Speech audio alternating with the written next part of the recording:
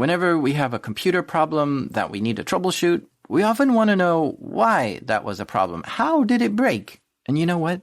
Sometimes you never get a good answer.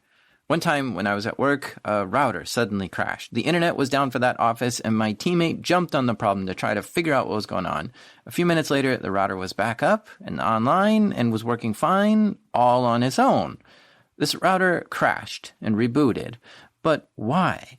My teammate wanted to know, so he began a forensic analysis.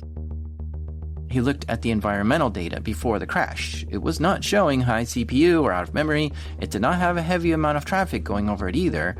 So this wasn't an overutilization issue. Next, he grabbed core dumps, memory snapshots of what was present at the time of the crash, and he sent that to the manufacturer of the router to see if they could figure it out. A few days later, the manufacturer told us they analyzed the core dumps and said the reason for the crash was spurious emissions from space. Spurious emissions from space. That's what caused this router to crash. What the heck is that? Are they saying an asteroid hit this thing? We looked into this further, and apparently there are cosmic rays that are constantly bombarding Earth, and sometimes they can come down, pass right through the roof, right on through the outer chassis of the router, and go right through the circuit board of the router, which can cause a slight electromagnetic change in the circuitry. Just enough to make a bit flip from a 0 to a 1 or a 1 to a 0. And if the wrong bit flips, it could cause the device to malfunction and crash. Cosmic rays can cause this, which is incredible that that's even possible. But really, I thought this manufacturer was just using this as some kind of excuse because they can't prove that cosmic rays did this. So in my opinion, it meant that we'll never know what caused this router to crash. And it'll always be a mystery. And I wonder how many mysterious things happen to computers that are caused by cosmic rays. These are true stories from the dark side of the internet. I'm Jack Rhysider. This is Darknet Diaries.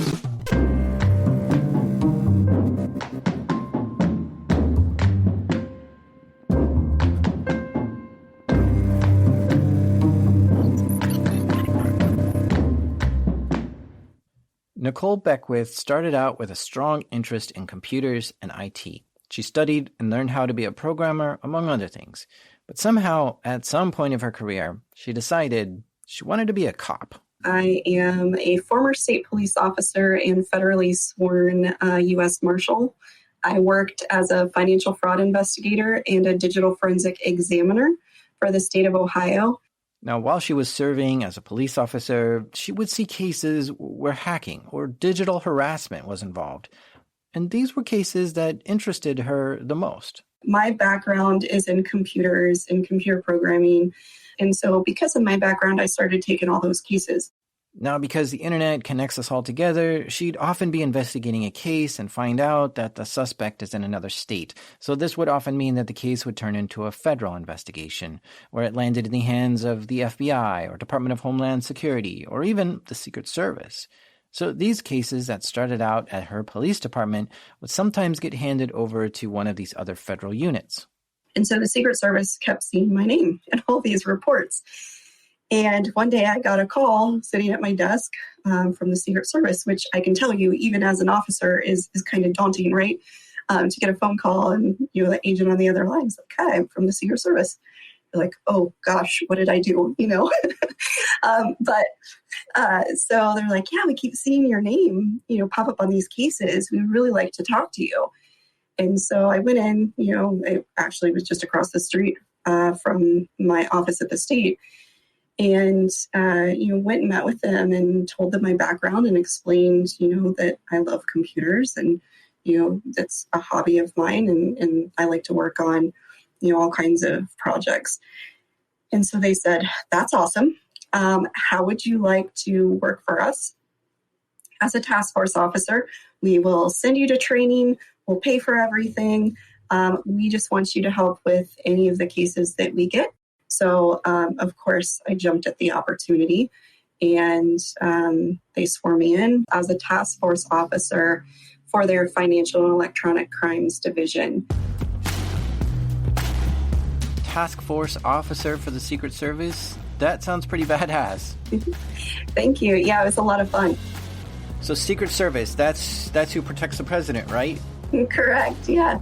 Yeah. So most people don't know, in addition to their everyday duties in protecting the president and foreign dignitaries and other public servants and politicians, they actually are staffed with or assigned to investigate financial and electronic crimes, including cybercrime. And that's where they wanted her to focus, investigating cybercrime cases for the Secret Service. But before she could start investigating cases, they had to give her some training and teach her how to do digital forensics like the Secret Service knows how. I got, a whole host of different trainings. So it started out, with the basics. So you go through basic digital forensics, dead box forensics, and then they work up to network investigations and then network intrusions and virtual currency investigations. And so all in all, I think I did 7 different trainings, roughly 18 months worth off and on, going back and forth from home to Hoover, Alabama. Then was able to investigate all these cases. So it was like drinking from a fire hose. So these training courses could vary from 1 week to 5 weeks in length, and it was very intensive, sun up to sundown. You're doing extra work at night in your hotel room, and you still have to keep learning when you go back. Obviously, it's not enough, as we all know in this field. So you have to keep learning. She worked a lot with the Secret Service, investigating different cyber crimes. Her training took her to another level, but then the experience of doing digital forensics gave her more insight and wisdom. Then one day, about 7 years into doing digital forensics work, she saw some news that a police station in her jurisdiction was hit with ransomware. Like all the computers in the police department were no longer functioning. It was ransomware across the entire network. So it took down the patrol vehicles, it took down the entire police department, and I'm told also some of the city laptops, because they ended up being connected in a few different places. It didn't take the entire city down, but at least the entire police department. She called them up as a courtesy to see if they needed any help. So for this story I'm going to tell, I was in my role as a task force officer for the Secret Service. As such, like I said, I was called out to respond to cyber incidents.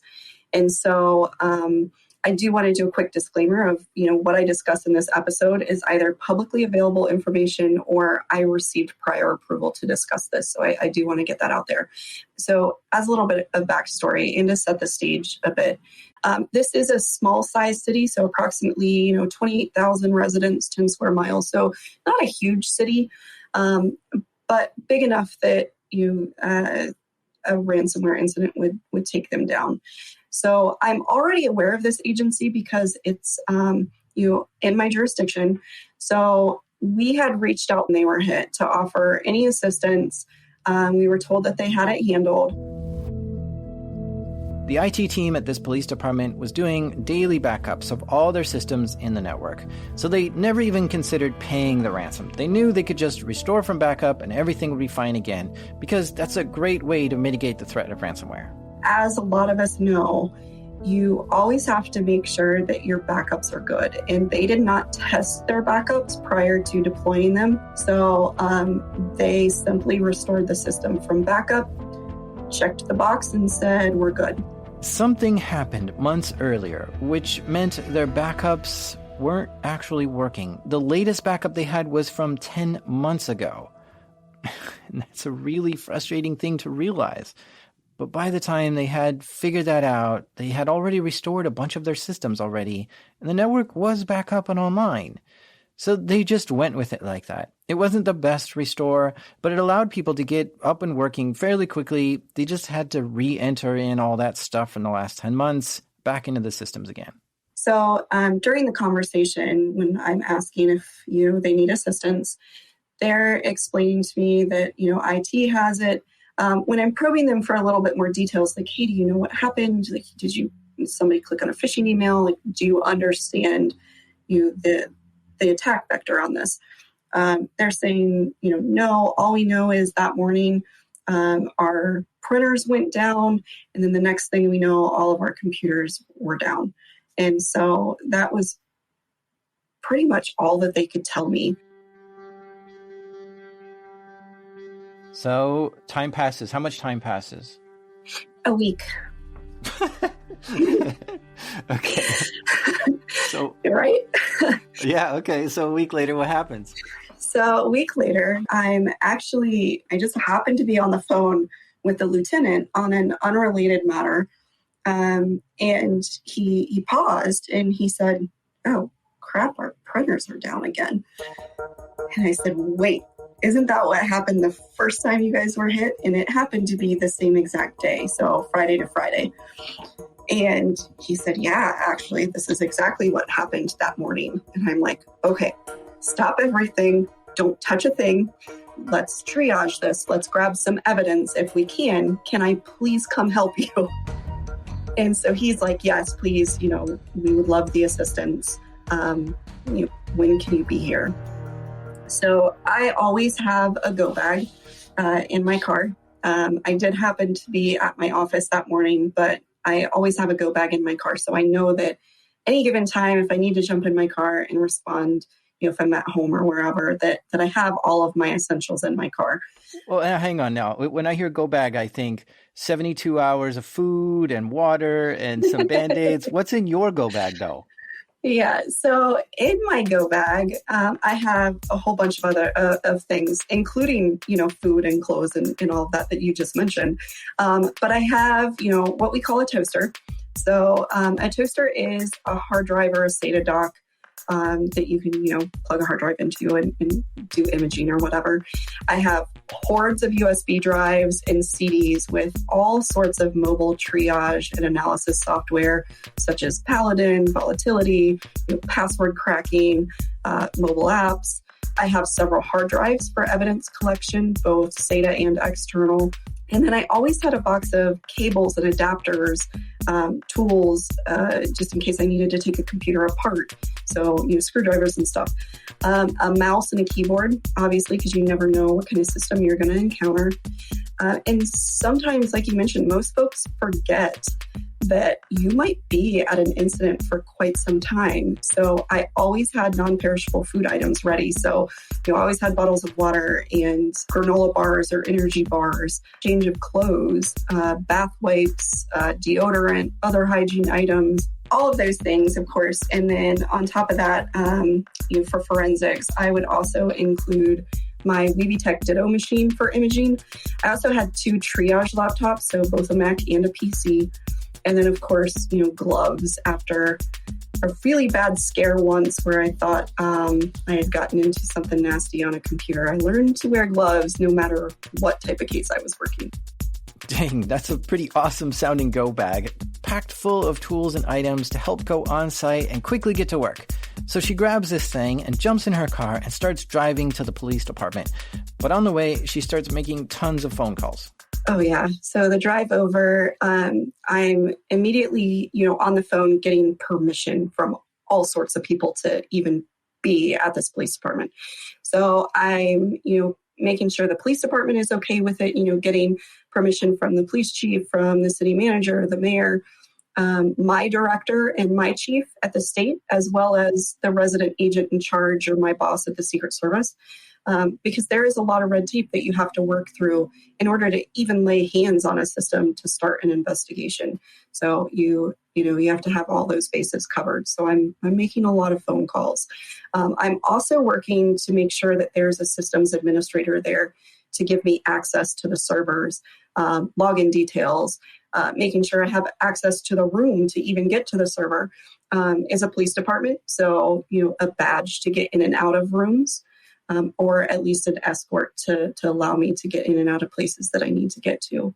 I'm also calling a secondary agent and backup for me. I don't ever want to be the only person there. You always want to have a second person with you. for a number of reasons. But It's funny though, because you're calling for backup to go to the police department. Like there's enough officers ready to back you up, aren't there? Right. Yeah, not necessarily backup for physical security, although, in this case, maybe I wasn't worried about it, but in other cases, maybe I am, right? Maybe I'm responding to some place where the hostile actor is actually an internal person. And, you don't ever want to be with your back against, a door or somewhere where you can be ambushed. And so even in incident response, you have to worry about your physical security. So in this case, backup just for the forensics. But, in some cases, I am asking for backup for physical security as well. She also keeps questioning herself. Is all this even worth the fuss? So far, the only problem reported were that printers were not working, and you don't deploy the Secret Service to go on site just to fix printers. So maybe she's just way overthinking this whole thing, and she'll get there and it's just a false alarm. But it didn't matter. She's already invested and wants to check on it just in case. Okay, so this is how I picture it. You're arriving in your car, you've got your go bag in your hand, you've got the curly earpiece that all the Secret Service agents use, your aviator sunglasses, and you're just busting in the front door. Exactly. Picture like Laura Croft with like cyber stuff. Yeah. No. Is it really though? Yeah, no, probably not. Yeah, I like to think that, but I'm sure that's not how I actually looked. So yeah, no, I'm arriving, I'm grabbing, all this stuff out of the trunk of my car. Meeting the lieutenant and the chief and kind of doing a data dump on, hey, what's happened since I talked to you last. Letting all of my other bosses know I've, arrived on scene and I'm going to start. She knows she needs access to the computers in the building. And the best way to get into the computers is to have someone from IT help you with that. Well, since this was a small agency, the IT team was just one person. One guy was running all the computers in this place. And so, I'm on the phone with him, when I first get there. I'm also trying to figure out, where is the server actually located, which in this case is way back in the back of the building. We walk in, it looks kind of like a garage or a storage place, I guess. Dark bicycles and boxes and just everything that they didn't want in the police department, back in this room. Cables and just all sorts of things all over the place. Servers kind of sitting like not in the middle of the room, but kind of away from the wall. So just picture wires and stuff all over the place. So a little bit messy. So a little bit concerned there. She finds the server, but then starts asking more questions. Is there anyone else who manages these computers? Yes, they outsourced some of the computer management to another company. They had another company do updates to the computers and do security monitoring. But they were more reactive, not very proactive at handling security incidents. So you go into the back, you're on the phone with the local IT admin, you're trying to figure out what's going on. What system do you try to get into first? So they had their main server, which had multiple VMs on it. But I'm just getting into the main production server. What I thought was just a server for the police department. Turns out it actually housed a couple other applications for the city, but at least everything for the police department. And so when I'm initially responding, I'm looking at the server, I'm getting, the login information from the lieutenant, successfully log in. Now, in this case, normally when you're responding to a case like this, you're trying as hard as possible not to leave a digital footprint. You're being really careful about what you touch, is, you don't want to alter the data. This case was a little different because of, the ransomware in the past, and knowing that as soon as they lost their printers, it was within like an hour that the ransomware was deployed. So I didn't know how much time I had before what I assumed was going to be ransomware was likely deployed again. So I was trying to hurry and capture whatever I could for forensics right away before, something went down. So I log into the server. I immediately start dumping the memory. So Volatility is one of my hands down favorite tools to use. So I'm doing dumps of data on Volatility. I'm pulling reports, dumping that to a USB drive. I also, once that is running, I wanted to grab network traffic.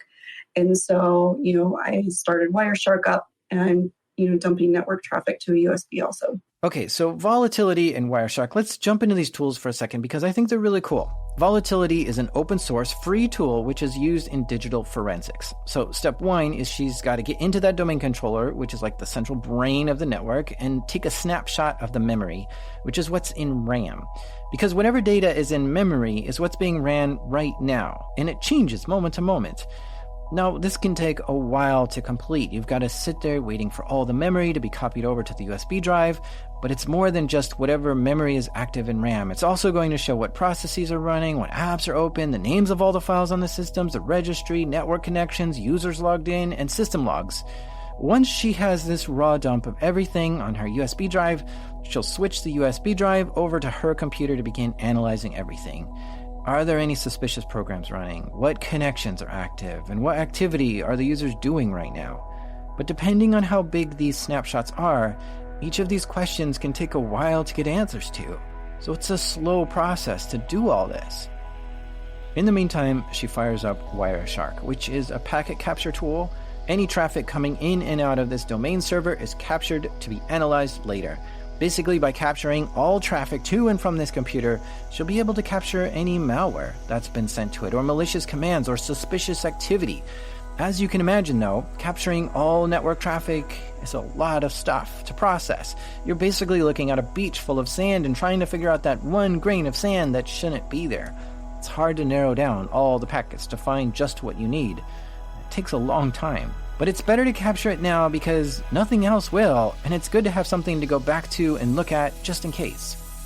Now, what really was fortunate for her was that she got there early enough and set up quickly enough that no ransomware had been activated yet. But she had all her listeners open and ready in case something did happen. And while all that's going on, she's poking around in the server looking for anything out of the ordinary, and she finds something. So, after I run all of the quick stuff with Volatility, I'm analyzing that really quickly to see, what accounts are active, who's logged in, are there any accounts that are rogue, and I immediately see another active logged in account. Another system admin was logged into this server at the same time she was. She asked the IT guy, "Are you also logged into this server?" He said, "No." She asked, "Do you think that company that manages the network is logged into this server?" He checks with him and says, "Nope, nobody is logged into our servers right now either." She gets up and starts asking around the station. So I'm asking, the police chief, I'm asking the police lieutenant, who else has access to this? And they're like, "No, nobody should be logged in except for you. Like, there's only one access." So, my heart sinks at that point. There wasn't just one other active user either. There were a few other people logged into this domain controller as admin right now. She's baffled as to why and starts to think maybe she's just got there fast enough to actually catch this hacker mid-hack. Yeah, so for somebody that has complete admin access, as a couple of these folks did, they potentially have access to everything that's on this server. So because this is a police department, you have case files and reports. You have access to public information and PII, so social security numbers and birth dates and driver's license, and sensitive information about cases, as well as a whole host of other things that a police department is overseeing, right? So you're looking at officers and officers' security and their names, and information and email addresses. So there's a whole lot of things that they had access to when you're an admin on a police department server. At this point, she knows for sure whoever is logged into the server should not be there. It's crazy because even as a seasoned incident responder like Nicole, it can still affect you emotionally. Because your heart sinks when you see that. You kind of get, that adrenaline pumping, and you see that, this isn't a false positive, because going over there, I'm wondering, right? Okay, so their printers went down. Is this another potential ransomware incident? So that was the moment when your heart starts beating a little bit faster and you know that there actually is something to this. It's clear to her that she needs to kick the admins out immediately. But another thought comes into her head. So right now, as I'm seeing the logins, I have to weigh in my head, do we leave them logged in and potentially, allow them to, do additional harm, or do I immediately revoke them? Because her tools are still trying to finish their snapshots. If she kicked out the hacker, that might cause her tools to miss the information she needs to prove what's going on. As a digital forensics investigator, it's not often you're in this situation. Usually you're called in months after the fact to figure out what happened. Trying to both figure out what happened and fight off an active intruder is just on another level. She checks the status of her volatility tool, and it's almost done collecting what she needs. So she just waits for it to finish, but the wait is killing her.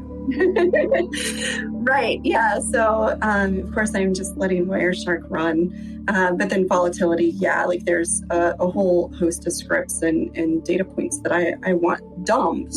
And as soon as that finishes, then I'm immediately like, all right, you're done, out. Click revoking access. So as soon as you kick that person out of the system, you breathe a very faint sigh of relief, right? Because you have a lot of unknowns. But at least you know that one big threat is eliminated for the moment. Because of the fact that we weren't sure what the intrusion vector was at that point, like how they initially got in, I'm also changing the password of the supposed admin, the person who's supposed to have access. So I'm changing his password as well, right? Because I don't know if that's how they initially got in. So I'm resetting that. And then I'm going to go back in and grab all the other stuff that I need to grab, doing images and whatnot. She swivels around in her chair, moving the USB stick from the domain controller to her laptop to start analyzing it, then swivels back to the domain controller to look for more stuff. She's collecting data and analyzing it, but she knows she needs more data. And that's when she calls up the company that's supposed to be monitoring the security for this network. Wanted to make contact at that point. Now that I had what I needed, I didn't want the IT contractor to immediately start, restoring from backup or doing, something that would destroy my evidence. So now I'm on the phone with them and I'm wanting to make sure that, they had backups, that they're currently running a backup just in case, asking them, what data they had, could they, give me logs, could they see the initial access points, basically asking them to send me anything that they could in the logs that could potentially help me with this case. And how did they respond to you? Were they friendly and nice? No, they were a little upset that I was there and had not called them. They were upset with the police department. But then we had to explain, look, we got permission from the mayor. We got permission from, the police department. So they wanted us to come in. This is a law enforcement investigation at this point. And so I need your cooperation. They were upset because they were supposed to be the first contact if something happened. And they were just learning now that all this happened, that the printers went down, that there were unauthorized admins accessing the network, and that the Secret Service is there on site doing an investigation. I can see why they're upset. But professionally, there's no time for that.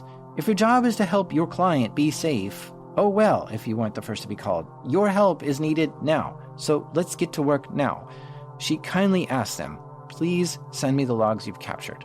In addition to logs, I had asked them if from the prior incident, they had saved a variant or a file of malware, if they were able to find, a ransom letter, what they had that they could potentially hand over to me in addition to that, so that we could, kind of see what strain of malware it was, if we could do, soft attribution on it, based on that. If there were any other details that we could glean from, prior evidence. But they're still upset on how this incident is being handled. Right. Yeah. So they didn't want to hand over the logs and the data. This is kind of infuriating to me. The police department is paying this company to monitor their network for security incidents, and they didn't want to cooperate with the Secret Service on this because they felt the incident wasn't being handled the way they wanted it to be handled. I guess maybe they felt threatened or pressured, or maybe embarrassed that they didn't catch this themselves or solve it themselves. By this point, they had internal investigators working on this, and I imagine they felt like their work was being undermined. But from my point of view, they completely failed the police department on that first incident. That was their chance to shine, and they missed it. I guess they didn't want to fail again, though, and wanted to show how they can fix it fast this time. And Nicole was just screwing up their plans. But she kept asking them to send her data on the previous incident. They did end up saying that they had saved a file that was a paint.exe file for the original malware, and had saved a text file for the ransomware that was the ransom note.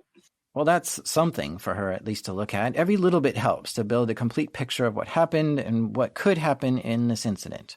As I'm analyzing, all of the data that I had collected in the evidence, I ended up seeing that there was an external IP address that had been logged in at that time. What she realized was this police station's domain controller was accessible from the internet over remote desktop.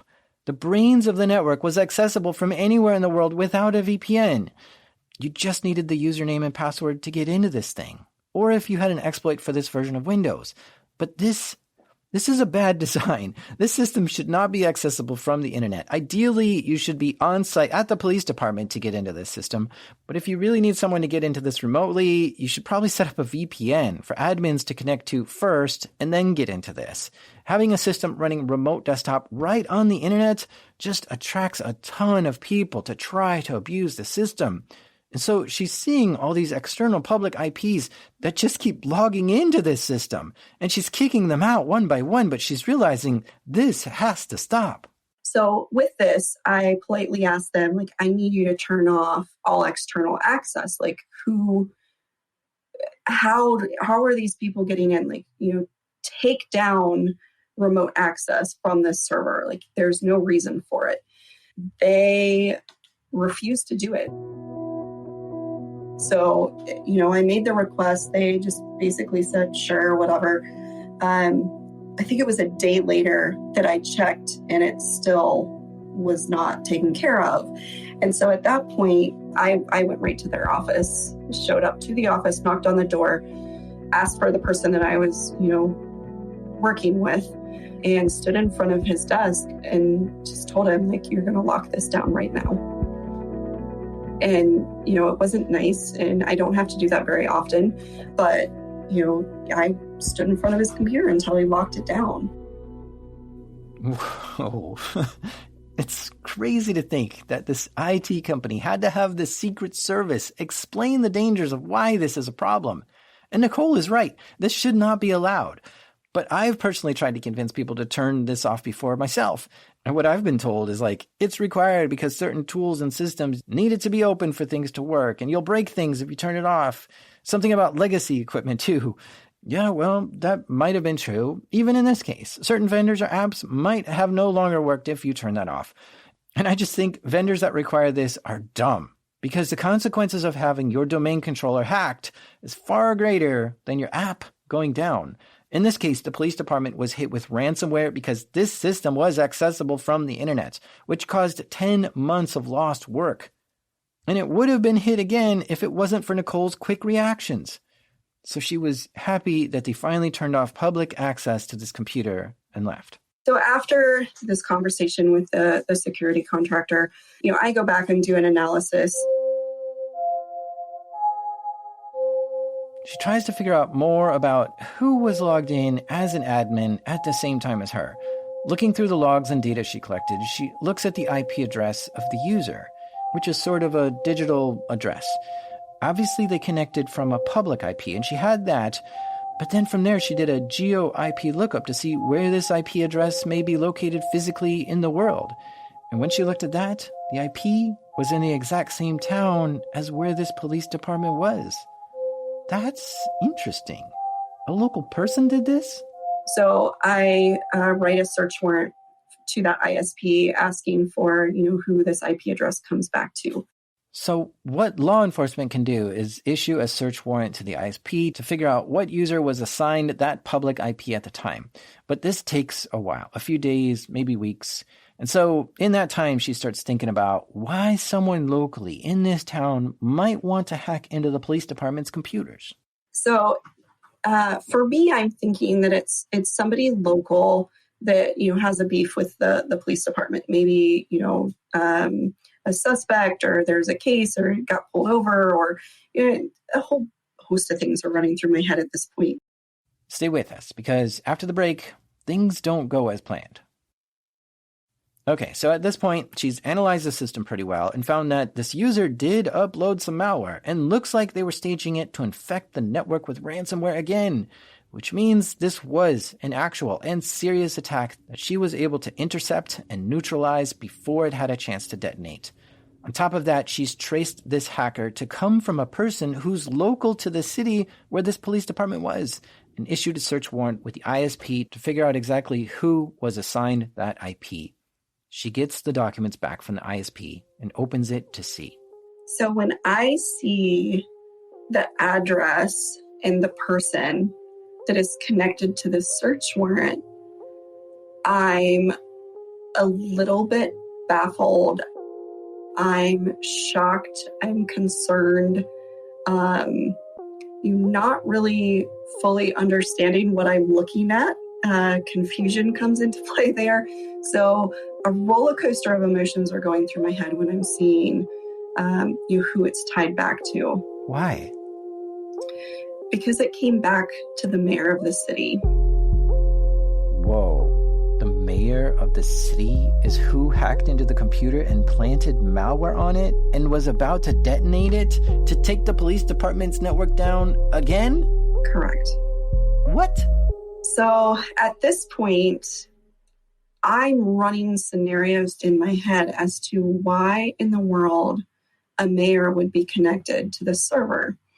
And doing reconnaissance on this case and looking at some of the past cases and just knowing this city and wondering who could potentially have an issue with the police department, I did run across some information that suggested that the mayor of the city may have taken an issue with the police department because he was actually previously, prior to becoming mayor, arrested by this police department. And so having that in the back of my head, of course, you're wondering, why is this person logged in? And then he does have motive to be upset with the police department. So, you're running through a lot of things. You're told you shouldn't make snap judgments. Obviously, in police work, you never want to do that, right? But you're still going to think through the theories and the thought. You're going to have these thoughts, and things are going to pop into your head. And so you have to look at every possible scenario because you don't want to be blindsided or put yourself into a potentially a bad situation. And so armed with this information, obviously I have to make my leadership aware. And so, I'm talking to the agent in charge, and I'm talking to, my bosses, and just letting them know, hey, this is what I'm seeing. Like, we really need to go have a conversation with the mayor, sort this out, figure out why he's logged into this computer at this time. So we end up setting up a meeting with the mayor. So on your way to meet with the mayor, how are you going to, you've got a couple ways of doing this. Are you going to get your backup to distract him while you grab his computer off his desk? Or are you going to do bad cop, good cop and sit him down and say, we know what you've been up to and we can make this easier or hard? What's your strategy of confronting the mayor here? Right. So, I'm not the beat around the bush type of person. So I'm very direct, typically, especially when I'm doing an interview or an interrogation. I tried good cop, bad cop, but I'm not a very scary person. So that doesn't work very well unless I'm the good cop. And so we go meet with the mayor and, I start the conversation and he's like, oh, can you give me an update? And so I'm just walking through and I'm like, yeah, so, we did the search warrant. We see there's a local IP address that's, on the network at this time. We really need to talk to you about this because it's coming back to you. She shows him the date and times when someone logged into the police department. He says, no way, it couldn't have been me because I was at work in the mayor's office at the time. And this alibi checks out because people did see him in the office then. And so obviously we're asking, do you have kids? Do you have somebody else staying at your house? Is there, additional people that have access to your computer or these credentials that, would be able to access this server? And he's saying, no, that he should be the only one with access to this server. Now, at this point, Nicole is doing more mental gymnastics to try to figure out how and why. How did the mayor's home computer connect to the police department's server at that time? It's possible he's lying and was either home that day or had some kind of remote access connection to his home computer and then connected in. But if he's going to do something bad against the police department, he'd probably want to hide his tracks and not do it from his home computer. I mean, if he's savvy enough to do remote connections and hack into things, then he would know he needed to hide his tracks better, right? So she believes him, but is hesitant.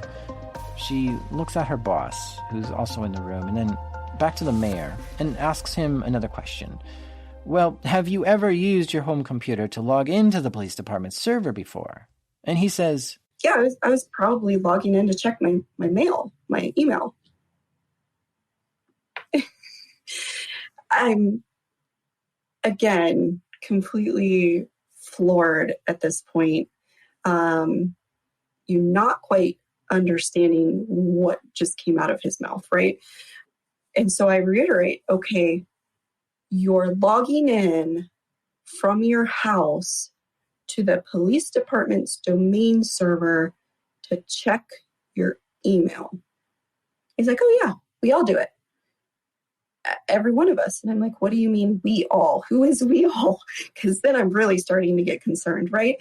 And he says, well, I do. The city council does. Like, yeah, whenever we're working from home or we're remote, we just, and we're not in front of our computer, we just, log into the server and check our email.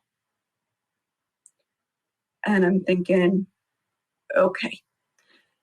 He said, what are your credentials to log in? Do you have separate email address, password, like it's set up for every person? Like, am I going to see, multiple accounts logging in? And he's like, oh no, we all have the admin credentials. They're all the same. Like all of us log in. We just, check whatever email we want.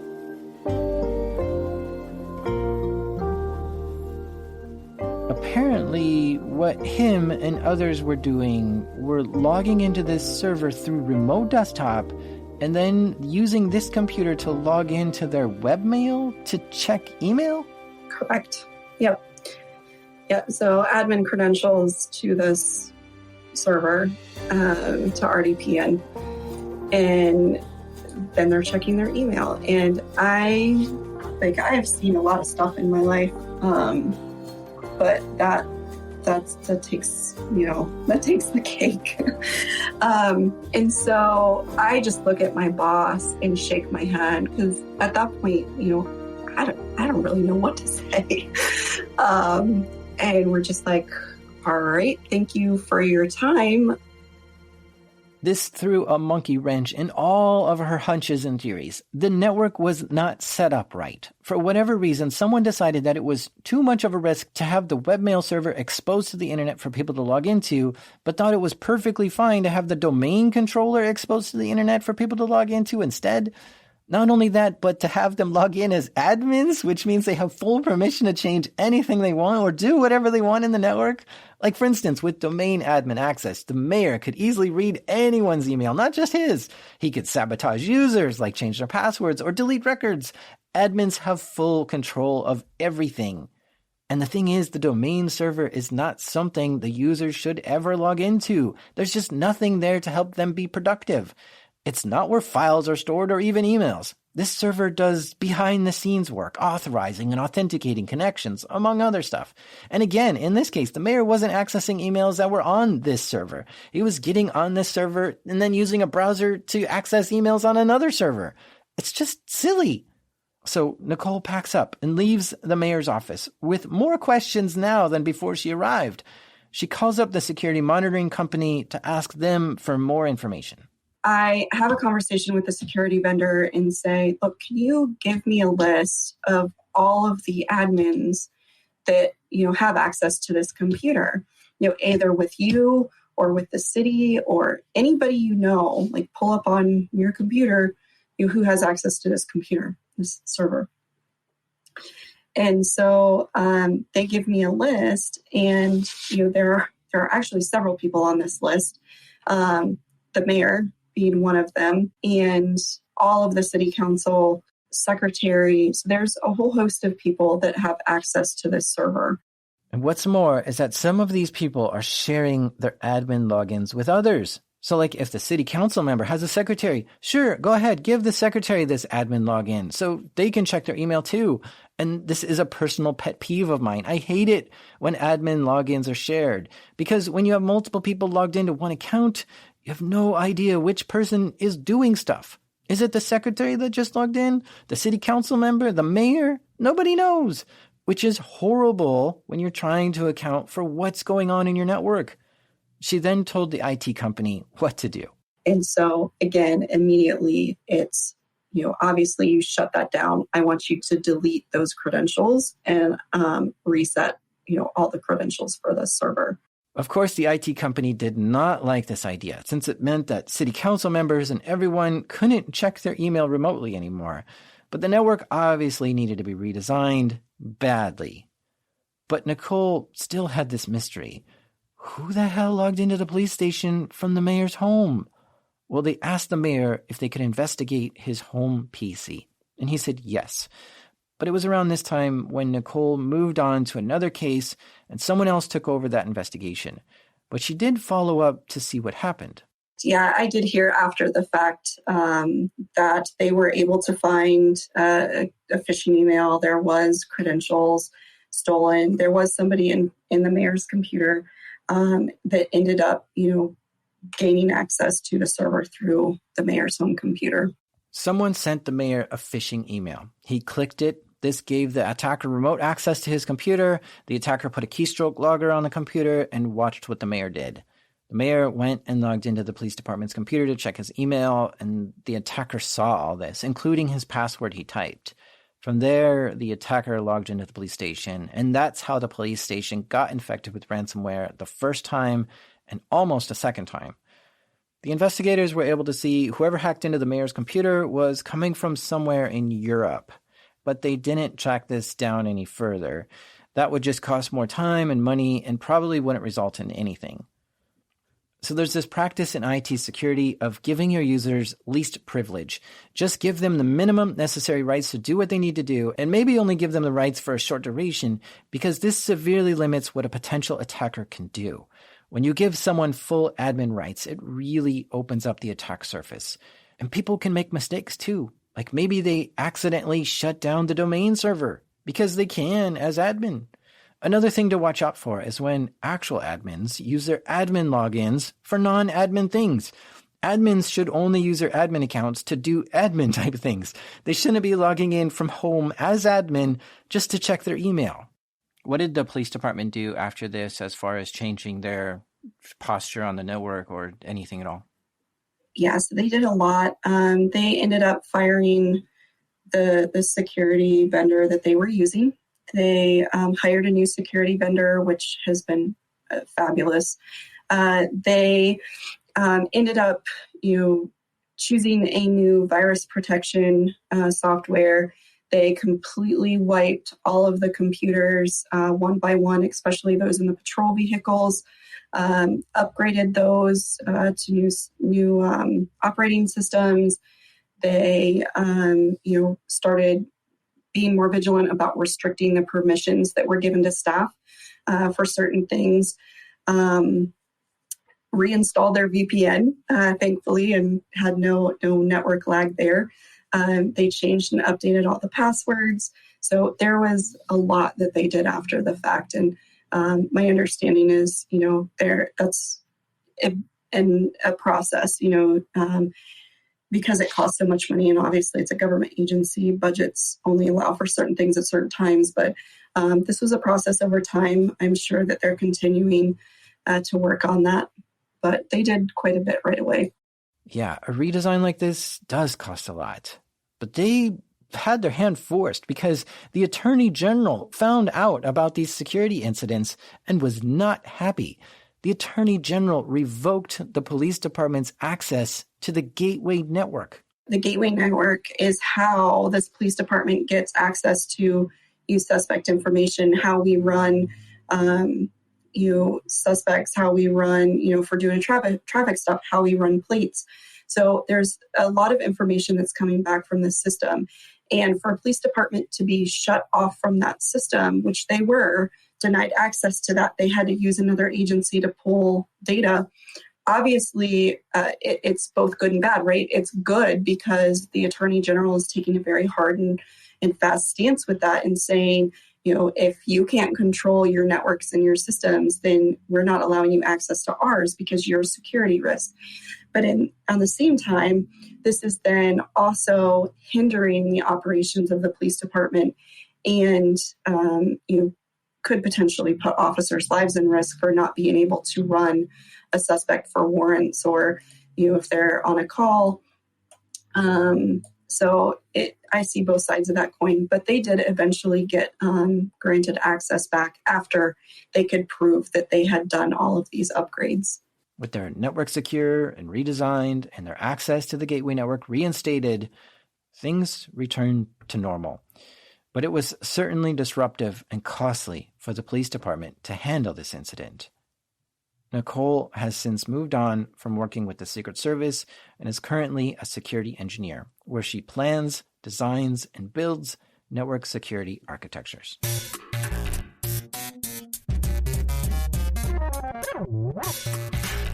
A big thank you to Nicole Beckwith for sharing this story with us. I have a link to her Twitter account in the show notes, and you should totally follow her. Hey, I just released the 9th bonus episode of Darknet Diaries. Currently, it's only available for Patreon users, but I am in the process of getting bonus content over to Apple Podcasts for paying subscribers there too. The latest bonus episode is about a lady named Mary who got a job as a web developer, but things went crazy there, which resulted in her getting interrogated by the FBI and facing prison time. To hear her story, head on over to patreon.com/darknetdiaries. Thank you. The show is made by me, running at 7,200 RPM, Jack Resider. Editing help this episode by the decompiled Damien. Our theme music is by the Beat Weaver, Breakmaster Cylinder. And you know what? I don't like calling it a war room. I'd rather call it a peace room, since peace is our actual goal. This is Darknet Diaries.